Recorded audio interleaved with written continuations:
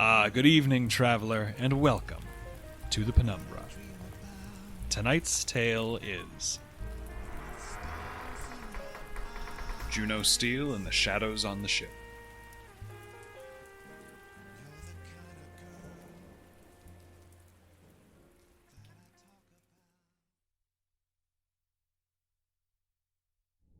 I don't think an apology is too goddamn much to ask for. Juno, Vespa, please. It is if that apology's a lie.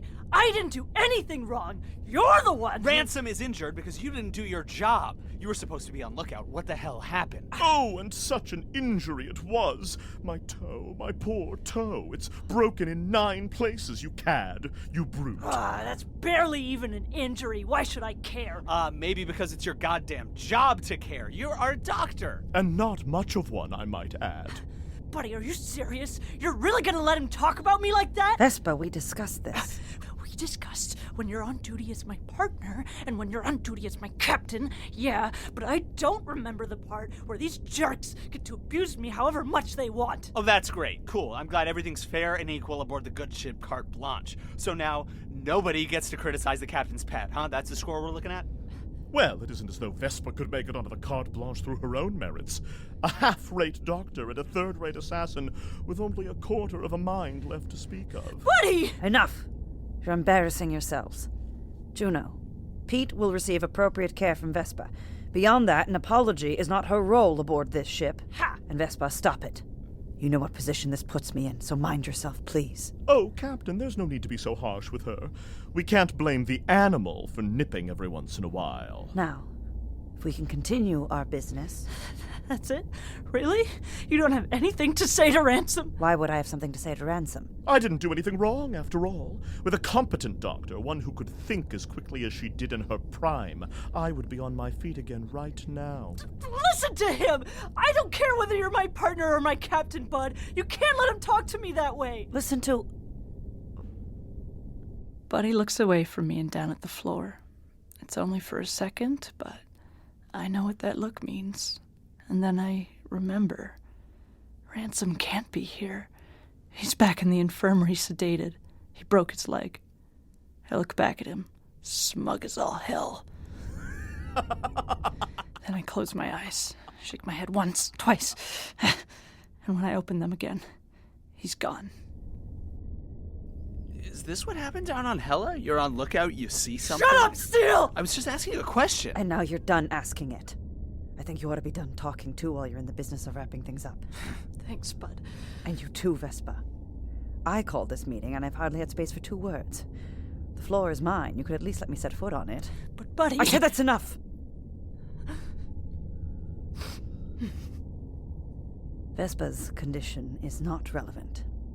She was distracted as lookout, yes.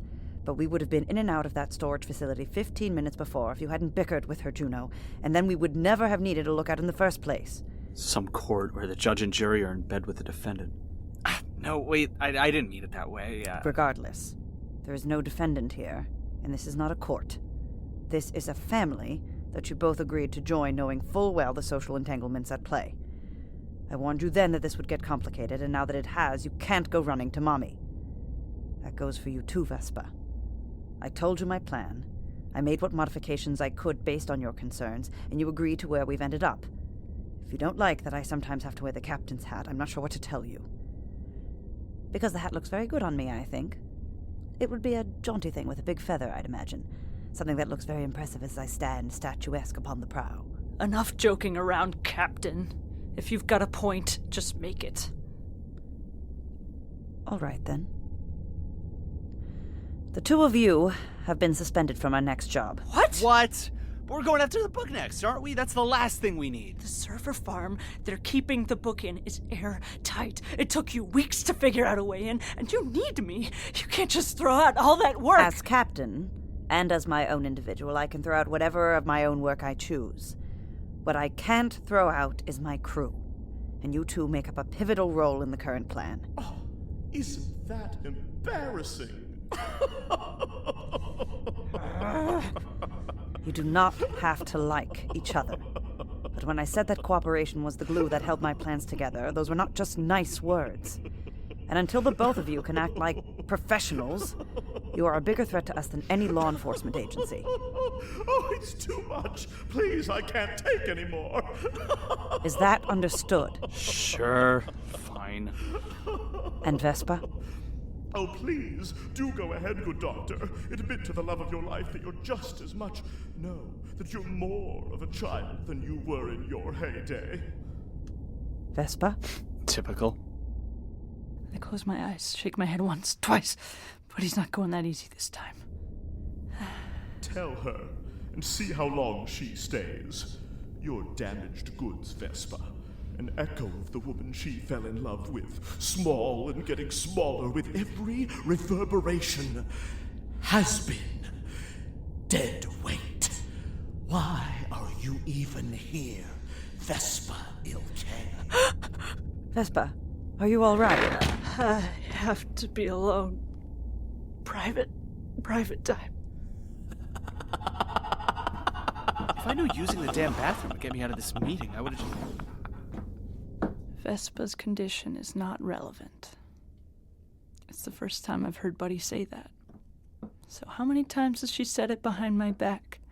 How many times have I been talking to a wall for 20 minutes, everyone too embarrassed to tell me, and then when I leave, Bud can finally say, Vespa's condition is not relevant. Victor, come inside. Always be together, Vespa. Captain's pet? Someone ought to put you on a goddamn leash.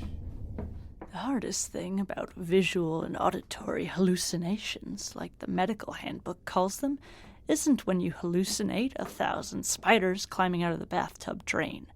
It's when the spiders are actually there, and you're letting them crawl all over you because you think they're just in your head. You can't know what's real, is my point. This conversation I'm having, is it actually happening? Will I get that faraway look from everyone around me, that keep your distance from the wounded animal look, if I try to bring it up later? I've never been wrong in my medical work. Bud is proud of me for that. But what she doesn't get, what nobody gets, is the price that comes at looking at everyone and everything through gauze, questioning every meal and word and kiss. Because if you can't trust your own goddamn eyes, how are you supposed to know if anything you see is real? And it's exhausting. I'm just tired. It's a little quieter in my room. A little. Boy, come inside. Rice is getting cold. Some voices are stickier than others. Closing my eyes and shaking my head doesn't always work. I know you're sick of it, but it's what we have. Now eat, Victor. That isn't me, and never was, even when I answered to that name.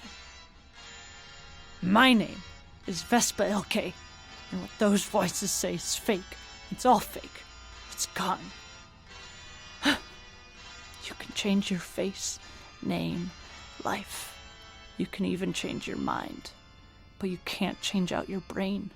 So if the parts are half melted from years of radiation, good luck, sucker. Vespa, you're still awake. Private time? It's been hours, darling. It's nearly midnight. Oh, right. Are you coming to bed, love? The hallucinations are always the worst in the early morning and night, when I'm too exhausted to fight them off. I'm pretty sure that's how I diagnosed someone else, but isn't that convenient, you know? The doctor prescribing herself a few less chores, another hour of shut-eye. I see their faces when I head off to bed. Their suspicion and their pity. I don't know which is worse. Hallucinations are worse when I'm stressed, too. So this, going to bed with Buddy angry beside me, not even willing to fight it out, it's a recipe for a long night. And it's a recipe for a hell of a show. That doesn't mean I'm not surprised when I see the show, though. Just outside my bedroom window. Vespa?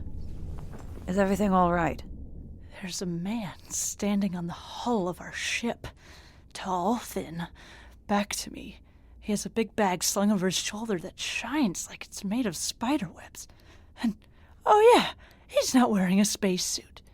Just sticking out from the side of the carte blanche like the wall is his floor. Like anything's his floor in a place with no gravity. He turns, and for a second, I see his face. It's Ransom. He takes a few steps across the carte blanche and towards its underside. His gray clothes billow in a breeze that isn't there. Starlight shines off his oiled-up hair. Broken leg doesn't seem to be bothering him. Neither does the total lack of air.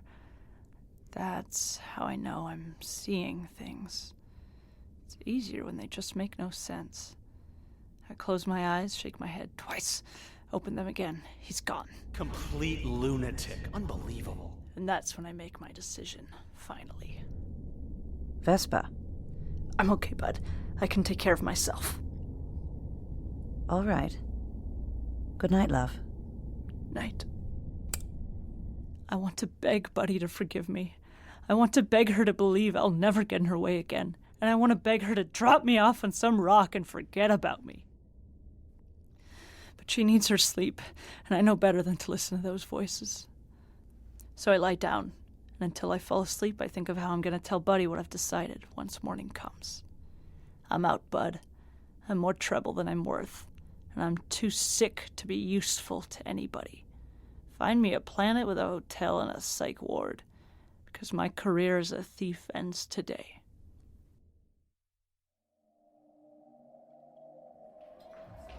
Vespa?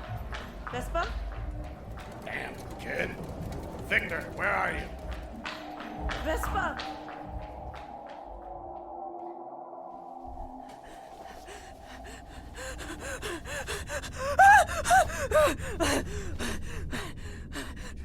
Buddy? Buddy? Bud? You there? Buddy? Buddy? Late at night. Buddy isn't in bed. Probably in the bathroom, I think. And when I open the door and look down the hall, I can see the bathroom light is on. But when I go to knock, the door's unlocked. It opens, and Buddy isn't there. She left you, kid. About time, too. That's not true. Maybe now we'll actually get something done around here. Shut up, Steele. Hey, maybe if you can't handle the truth, you I said shouldn't be. shut up!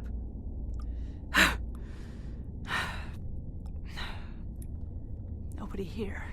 Just talking to myself again. Great.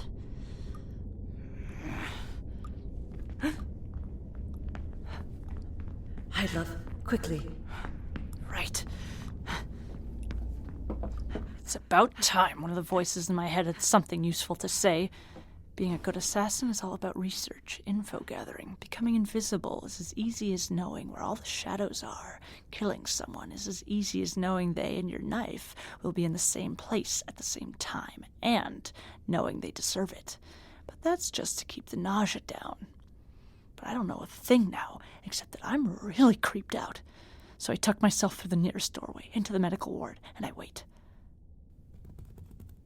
A dark shape like a rat comes around the corner, flicks around at the edges of my vision. I close my eyes, shake my head, and it's gone. Then I come around the corner. Little kid me, dressed all wrong. Textile overalls and no shirt. Feet wet with Rangian pond muck. Close eyes, shake head, gone. And then he comes. And no matter how many times I shake my head, he won't disappear. Ransom, are you in there? But as much as I hate to see Steele, the thing that really sets me off is when I look over my shoulder for the man Steele's calling for, but he isn't there. Ransom's bed is empty. He was heavily sedated with a broken leg, but now he's just gone. And now I'm really sweating. Ransom, damn it, if you could at least answer your comms. Steele's holding a gun, and I can't get the image of Ransom outside my window out of my head. Imagination gets away from me for a second. Ransom faked his injury. Now he and Steele are in cahoots, rubbing across the carte blanche, finding Buddy. Bang, bang, bang! But that's just paranoia. I have to put that stuff away. I took Ransom's x-rays. The leg is broken, and it's not like he has a motive. But There are ways to fake an X-ray, and I remember Buddy saying once in the dark and private something about Ransom having debts. Big, big debts. Ransom? Ah!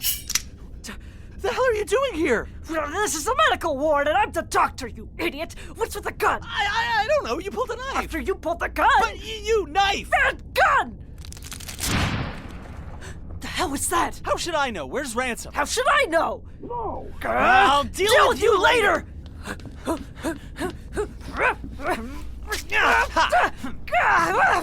it, you get back here!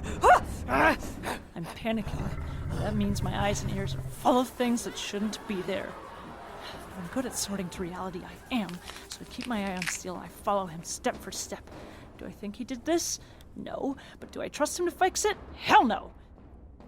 We're outside the ship's helm, close to where Sikuliak is shouting, when the carte blanche begins to shake. Whoa! What the hell was that? It sounded like something tearing. Tearing? Are you completely not correct? Because I heard an explosion. I know what I heard! Yeah, all right. Well, we'll just have to see. Just shut up! The hell? Door's locked. Sikuliak! Jet, you in there? He's definitely in there. Help me break this door down. What? You want him to disappear like the others? No, but if it's locked, he probably has a reason. Then help me bust the damn thing down already! All right. Sounded like that snapped the lock. All right, one more. 3, 2, 1. Door opened by itself, right? You saw that? Then what did we? Oh, hello. Hi, big guy. So you're not gonna brain us then? If it would help our current situation, I might. I thought you were the invader. Invader? Come inside and close the door. Quickly. Now that the lock is broken, we are each other's best hope for survival. All right, big guy. It sounds like you know something. Yes. An invader. Or several of them. The carte blanche has been handling oddly since we left the surface of Hela. The changes have been minor but definite. It is as though another small thruster was added to the side of the ship. The kind of thrust that might be caused by air leaking into the void of space. This thrust ended within a few hours of our takeoff, and seemingly by itself. Additionally, my calculations for the amount of propellant force it will take to turn the vessel have been slightly off ever since that initial thrust ended. My only conclusion is that something must have cut through the hull of the carte blanche, sealed its path to avoid detection, and now lurks among us. The invader. But what the hell do they want from us? I cannot know. I was watching a stream with Rita when she left to find a snack just before midnight, but she never returned. And I take it from your presence here that Buddy and Ransom have gone missing as well. How did you know? There is no other possible reason that you two would spend time together on purpose. Hey now. The invader's method seems to be finding us individually and picking us off one by one. Ransom was alone in the infirmary. Rita was alone in the kitchen. Buddy was in the bathroom. The light was on when I got there. Damn it, why didn't I wake up? I do not think you can blame yourself, Vespa. I have reason to believe that this invader is a master of stealth. It's shown so already. It? Yes. I suspect our invader is inhuman but biological in nature. In short, there is an alien aboard this ship. An alien? Seriously? How? All humans have ever found are extinct civilizations of them. There aren't supposed to be any. Ah, but there are. A great many of them. What? How long have you known this Sikuliak? It's no secret if you pay attention. Some aliens even live among us, in our cities, in disguise, in our government. Wait, what? Esteemed scholars have determined that they've even reached our highest elected positions. The smartest of them assume our shape, infiltrate our ranks. Wait, God damn it, wait. Did you see this alien? No. Hear it? Find a footprint or something? No. And no. Do you have literally any proof for this alien's theory? No. Oh, god damn it. Then why the hell? I can come to no other conclusion. Our situation lines up exactly with the facts reported by the scholars I have learned from, via a respected educational text that Rita showed me this very evening, a streamed documentary entitled Conspiracy Files 9, The Human Terrarium. What? It's this dumb documentary series Rita likes. In the first half of each doc, they go deep into a conspiracy theory, and in the second half, they debunk it. I would not know. We did not watch the second half because Rita said that it was very boring. Look what you did, Steele. He was fine until your secretary started rubbing off on him. A collision of unlike personalities, if approached with an open mind, can lead only to a broadening of the spirit. He's fine. See, just like we found him. Still got the quiet wisdom and everything. Thank you. I heard that quote in Conspiracy Files 13. ESP and Psychic Force are definitely real. Its arguments were very compelling. Yeah, okay, so we broke him. What do you want from me? And wait a second, you said Rita disappeared just before midnight, but I saw her at 1. She said she was gonna powder her nose and then use the bathroom. She didn't disappear, she just forgot. It happens. And now we 3 morons are standing around scaring each other with ghost stories because the rest of the crew was smart enough to find a quiet place to sleep. Yeah, maybe. Definitely. Alright, story time's been fun, but I'm going to bed. But that does not explain Ransom, who has left the infirmary on a broken leg. And hold on, Steele. Why the hell were you awake and walking the halls at 1 a.m? I was just, thinking about things. And then there's the direst evidence so far. The invader has already... Damn it, the hell is going on? Did you hear that? The goddamn explosion? Yeah, Vespa, I heard it clear enough that it probably tore an eardrum open. Yeah, explosion, duh! I meant the scream! Scream? Whether or not there was a scream, there's something very pressing I must tell Damn you it, both. I know what I heard! There was Buddy screaming! Vespa, this cannot wake the invader! When I head up the helm and look down the hall to my left, I see Buddy running away from something. She looks terrified. Help me! I'm coming, Bud! I don't like this. Even before I became half nuts and useless, my experience was all in assassinations, stealth. Research the threat before you go in, then neutralize. But I don't know what's chasing Buddy, and I don't know where she's going. I think of Ransom out my window again. I think of how I'd take him down if I had to. I have a plan like that for every person on this ship, because it pays to be prepared. Well, every person except Buddy. After me!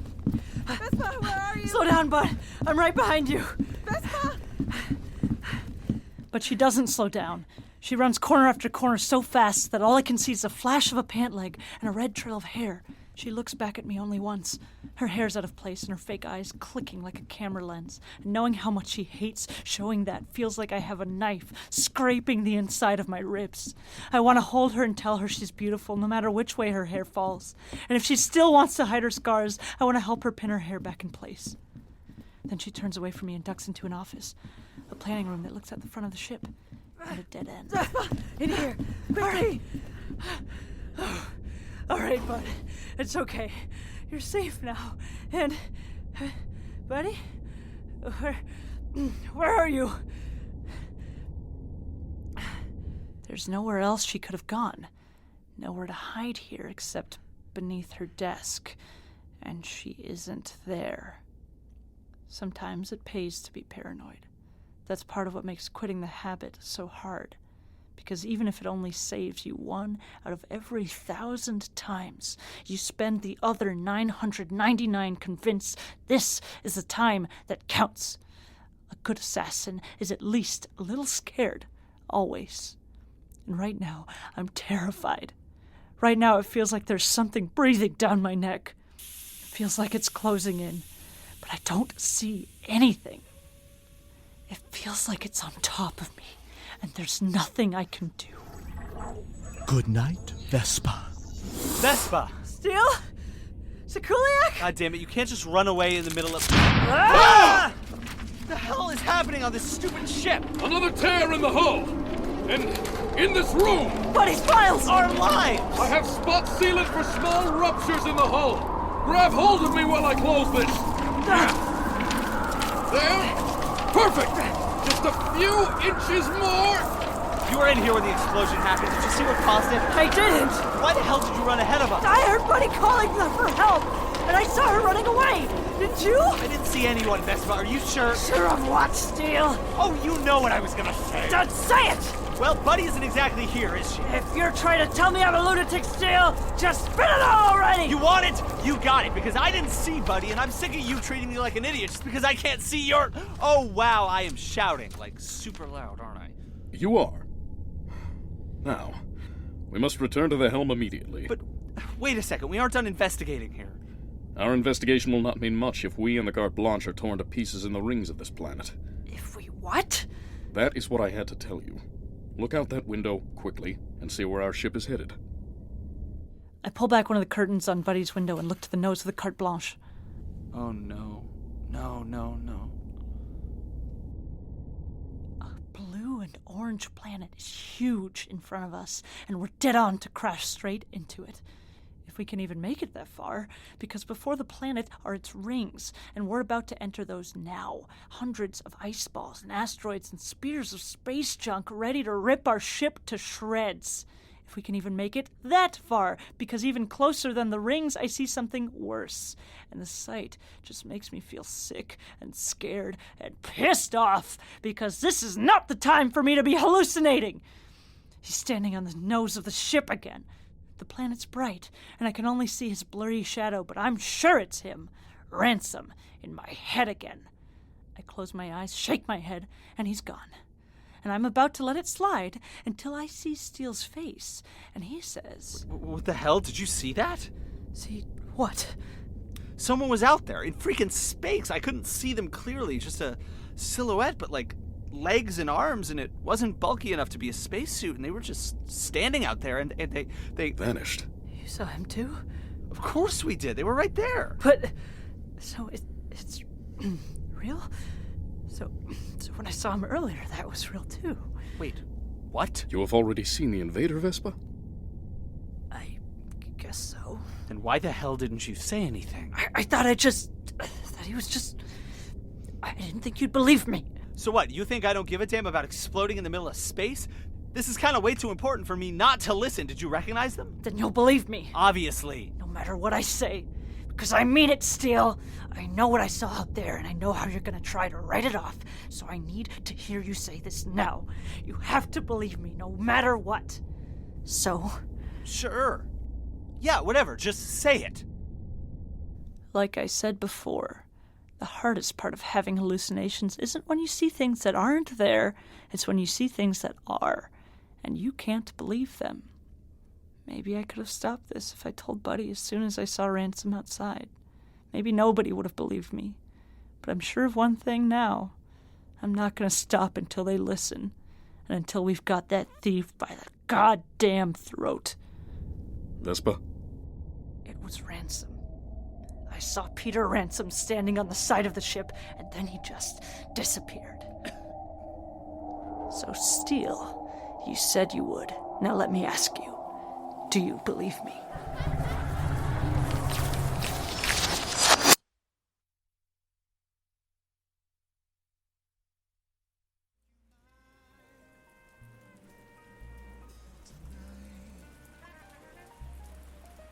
If you've enjoyed this tale, please consider donating to the Penumbra on Patreon. Our artists work tirelessly to bring you these stories, and if you have the means, we hope you will support our efforts. Every dollar helps. You can find that page at patreon.com/thpenumbrapodcast. If you support us on Patreon at the $10 level or higher, you will receive access to commentary tracks like this one, from actors Chloe Cunha, Joshua Elon, and Noah Symes. Juno is trying so hard, and Vespa is like, well, fuzz you. Not taking any of it. Yeah. Really does not believe him at all, and it's really sad. Yeah. They're so, we were noting in rehearsal, I think it was Sophie who said it, that they're so similar, really. They're really... Did you know that the Penumbra has merchandise for sale? It's true. The Penumbra has partnered with DFTBA to bring you the posters, shirts, pins, and socks your hearts desire. Just go to dftba.com and search for the Penumbra Podcast.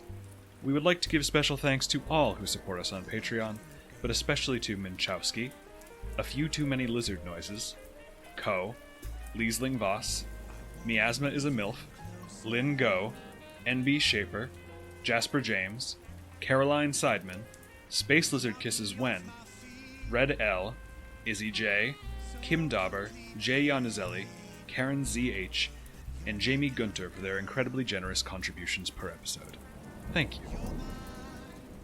This tale, Juno Steele and the Shadows on the Ship, was told by the following people: Chloe Cunha as Vespa Ilkay, Joshua Elon as Juno, Alexander Stravinsky as Jet, Sarah Gazdovich as Buddy, Noah Symes as Ransom, and Mertz as Vespa's father. The Penumbra is created and produced by Sophie Takagi Kaner and Kevin Vibert. If you wish to know more about our ever-expanding, infinitely creative team of artists, musicians, editors, designers, and managers, you can read about them in the show notes of this episode. I'm afraid that is our time for today, dear travelers. We hope you will join us again soon.